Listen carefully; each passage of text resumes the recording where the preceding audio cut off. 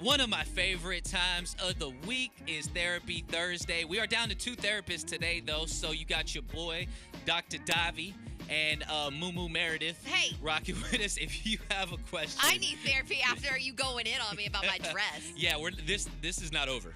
But right now, we have to give the people therapy. 888-429-0941. You can call us or you can text us if you have a question that maybe you just need an outside opinion. We give you those 60-second sessions, and they already started coming in. Meredith, what we got? Okay, it's a little long. Okay. This says, I've always been a size 6 and I'm 5'7".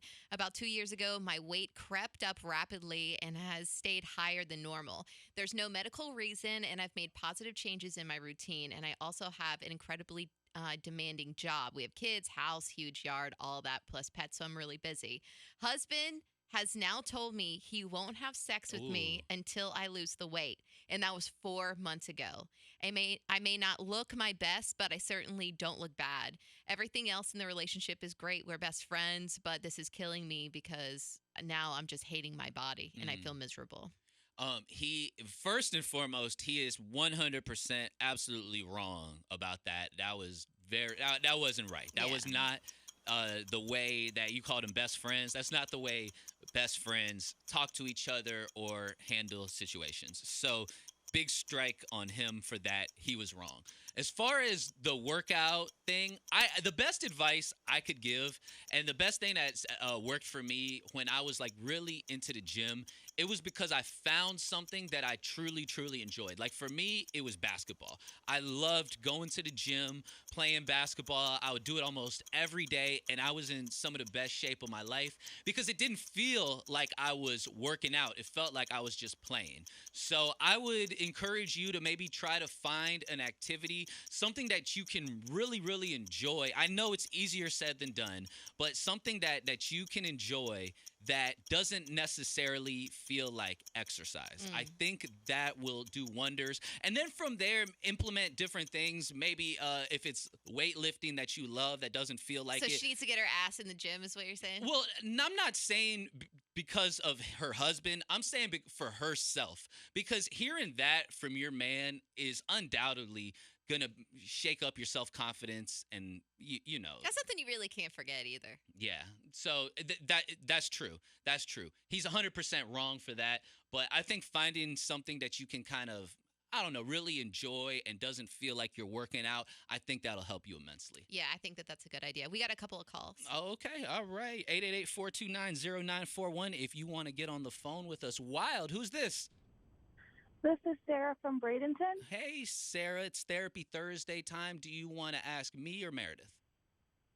Actually, I would actually like both perspectives on this, Okay. Okay. if I could. Go for it.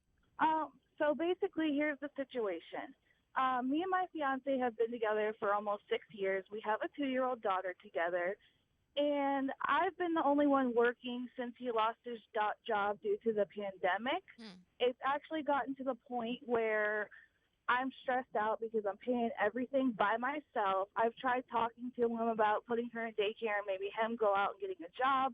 He says he doesn't want to put her in daycare yet, and he doesn't want to work an overnight job. I told him how stressed out I am, and it just doesn't seem to get through. His mom and his grandmother have tried talking to him as well, and just nobody seems to make him understand he needs to go out and work. I don't know what to do. This is a tough one. But you got to put your foot down. And Davi, I don't know if you're going to agree with me, but there's nothing more unattractive than a man that won't go out there and at least support his family. There was a time with the pandemic where I think everybody kind of either had to take a little bit of a break or they didn't. They just kept working anyway. But for you to not support your family, I mean, this is completely unacceptable. If anybody's going to be stressed out, hopefully both of you will be stressed out. I put my kids personally at school, and, you know, would I love to stay home with them? Of course I do. But guess what? We all have to work. We all got to pay the bills, and we're in this together. We're in a relationship together, and so are you. And it's not fair that all that stress is put on just on you. It's not fair. And he's getting lazy is what's happening. As I'm sure we all know, the longer you go without working, the harder it's going to be to get back into that workforce. Luckily, at this point, it feels like everybody's hiring. So he really has no excuses. None. Because he can find a job, something that works around his schedule. It might not be as great as the job that, that he lost due to the Rona. But, you got to get back to work, bro. There's no ifs, ands, or buts Put about it. your foot down. Yeah. I am not one to, I don't promote ultimatums, but if there was ever a time when an ultimatum could kind of be appropriate, I think it's now, because he is being selfish and he's putting all of that weight on you. You got to step up to the plate. Nobody bro. wants to put their kids in daycare, but you got to support. Down, but it's like he goes in one ear and out the other. So that's why I was asking. And all of that about the kids and that's an excuse. That's trying to change the subject. You got to get back to work, and that's it. Seriously. Yeah. So 100%. I would have an uncomfortable conversation with him every damn day before you leave for work. Like, you got to fix this, buddy. All right. Well, thank you guys. Let us know. Yeah. Definitely. I'd love I'll check in with you. a follow back. Thank you very much. 888-429-0941. Wild, hello. Good morning. Hey. Good morning. You are live on the air for Therapy Thursday. Would you like to ask me or Meredith? I'd actually like both opinions if I could. Okay. Go for it. So, my name's Jules. I am a first-time caller. Hey, first-time caller. What's going on, Jules? So, here's the situation. So, my boyfriend, who I've been with for almost 2 years, is currently in jail. Okay. He has a history of domestic violence. Red flag. Not towards me. Is that what he's in jail for? Actually, yes. Huh. So, and Davi, I don't know. I know you're Hispanic. He's Hispanic. I don't know. This is the first time I've ever dated a Hispanic person. That's definitely not an excuse. That we can't even kind of lump those things together. But what? Yeah. So, are you wondering if you should stay with him? Well, I'm wondering, so before he went to jail, he was very wild and, he drank all the time, and he just liked to get a little wild. Mm-hmm. So while he's been in jail, and he's been in jail for almost 3 months now, we talk every day. He calls me all the time. But he asked me to marry him while he was in jail. Ooh. We had talked before he went to jail about maybe getting married, but my concern is, do a lot? you think he can really change and not be violent? I would be very concerned about this next decision. Jules, let me ask you a question, and I want a heartfelt, honest answer, okay? Okay. In your heart of hearts, you know that this is a terrible idea, true or false? No. You don't think this is a terrible idea? No.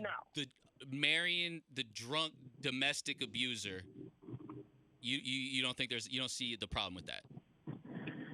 Well, I believe everybody deserves a second chance, but like I said, he's never done anything towards me. He's not been violent towards me at all.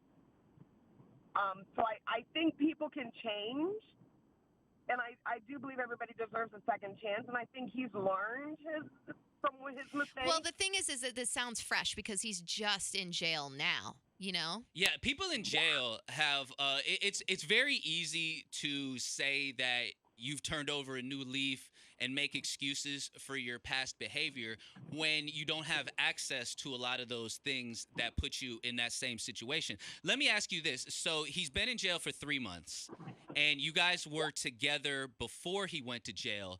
Who was the domestic abuse towards then?